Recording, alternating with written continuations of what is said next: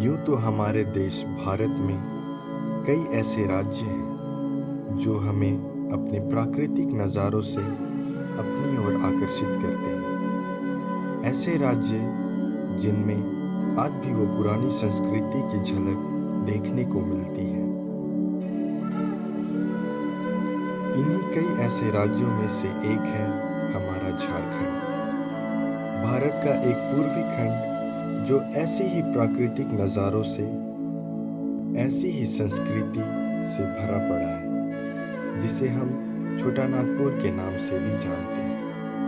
हमारे राज्य झारखंड की स्थापना 15 नवंबर सन 2000 ईस्वी को बिहार राज्य से खंडित होकर हुई, जिसकी राजधानी रांची है। झारखंड लगभग 80,000 किलोमीटर के क्षेत्र में फैला हुआ है।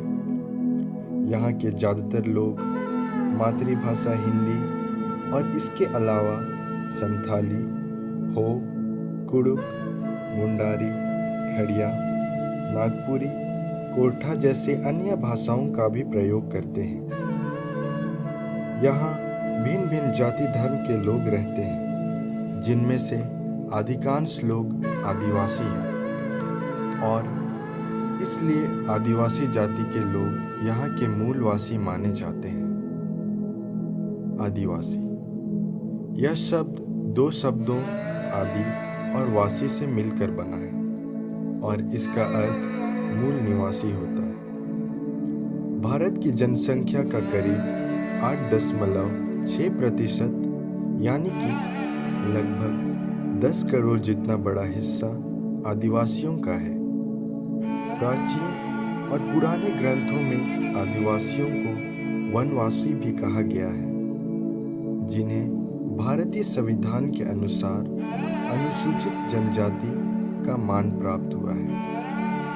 आदिवासी जाति के प्रमुख समुदायों में संथाल, गोंड, मुंडा, खड़िया, हो, बोडो, भील, खासी, सहरिया, गरासिया, भीड़ा, उरांव, बिरहोर आदि हैं। राष्ट्रपिता महात्मा गांधी ने आदिवासियों को गिरिजन कहकर पुकारा है। आदिवासी को दक्षिण के लोग वनवासी या जंगली कहकर भी पुकारते हैं। इस तरह के अनेकों नाम से लोगों के बीच कई प्रकार की धारणाएं उत्पन्न हुई हैं, जबकि निश्चित रूप से आदिवासी ही भारत के मूलवासी हैं। आदिवासी मुख्य रूप से भारतीय राज्यों उड़ीसा, मध्य प्रदेश, असम, नागालैंड, छत्तीसगढ़, राजस्थान, गुजरात, बिहार, झारखंड आदि में पाए जाते हैं। आदिवासियों का अपना एक धर्म है।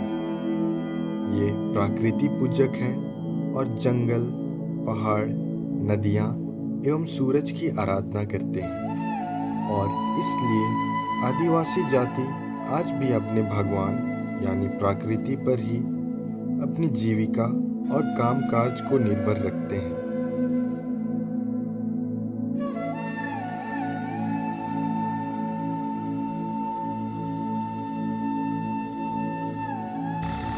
मेरा नाम आकाश सरेंज है। मैं एक आदिवासी हूँ और हम लोग का जीविका यही खेती बाड़ी से निर्भर है।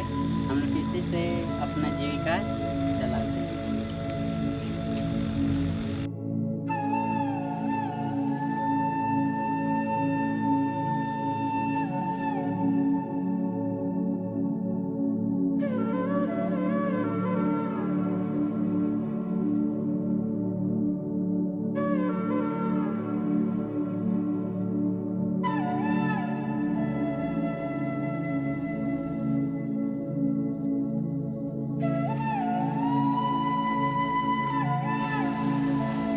है गेहूं मन लगे मटर में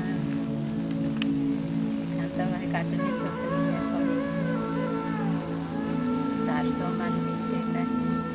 सरहुल और करम ये दो आदिवासियों के सबसे बड़े त्योहार हैं और वे इन्हें पूरे हर्षोल्लास के साथ मनाते हैं।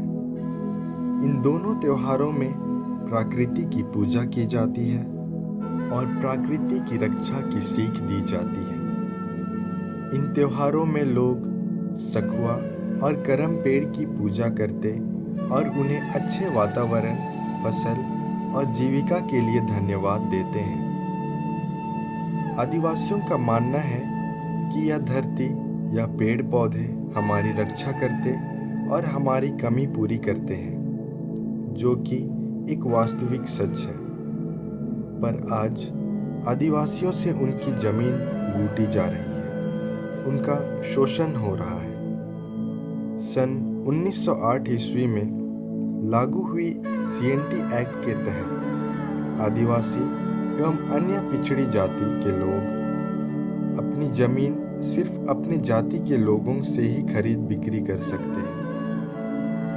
यह एक अच्छी पहल तो है, परंतु इस CNT एक्ट के सेक्शन 46 के तहत एक आदिवासी सिर्फ अपनी ही अस्थायी थाना क्षेत्र में जमीन खरीद और बिक्री कर सकता है। इसके तहत जो आदिवासी नौकरी एवं शिक्षा की तलाश में अपना अस्थायी स्थान छोड़ गए थे, उन्हें उनके हक की जमीन नहीं मिल रही अथवा उनके दूसरे स्थानों में शोषण होता आ रहा है।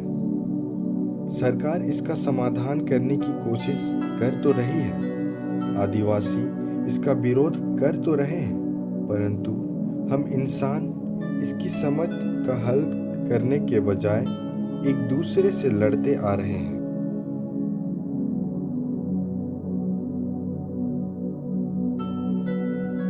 जब आदिवासियों की जमीनें लूटी नहीं जाती थीं, जब आदिवासियों को नीच दृष्टि से देखा नहीं जाता था, तब भी तो हम जीते थे, तब तो हम एक समान हुआ करते थे। तो फिर आज क्यों? आज हमारे भारत देश में जब एक ओर एकता की बात होती है, तो दूसरी ओर ये जाति धर्म का भेदभाव क्यों? किसी भी धर्म में या धर्म ग्रंथ में यह नहीं कहा गया कि यह जाति या वह धर्म छोटा है, तुच्छ है। सारे धर्म के ग्रंथ हमें एकता में रहने की शिक्षा देते हैं। तो हम क्यों एक दूसरे को जाति और धर्म के तराजू में तौलते हैं? क्यों हम एक दूसरे से जाति धर्म के नाम पर लड़ते हैं? यह बात सिर्फ आदिवासी जाति या CNT एक्ट की नहीं है, यह बात है हमारे अंदर मरे हुए इंसानियत की।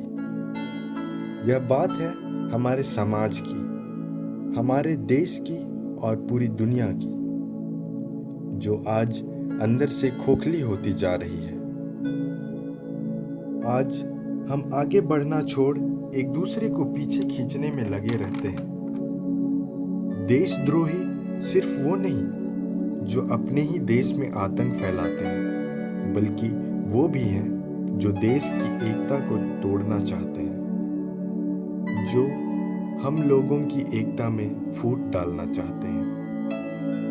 हम अगर खुद में ही लड़ेंगे, खुद को ही जाति धर्म में तौलेंगे, तो हमारी एकता का क्या होगा? हमारे समाज, हमारे देश का क्या होगा? हमारी भविष्य का क्या होगा? यह जाति धर्म का भेदभाव हमें दरिंदे की तरह मारता जाएगा और हम इसी दरिंदे के साथ लड़ते लड़ते खत्म हो जाएंगे। कोई नहीं होगा हमारा साथ देने को, कोई नहीं होगा हमें फिर से एकता में लाने को। हमें खुद में समझ लानी होगी कि हम एक ही धर्म के लोग हैं और वो धर्म इंसानियत है, और हमारी एक ही जाति है और वो एकता है। समाज को बेहतर बनाओ, बदतर नहीं। सोच बदलो तो देश बदलेगा। धन्यवाद।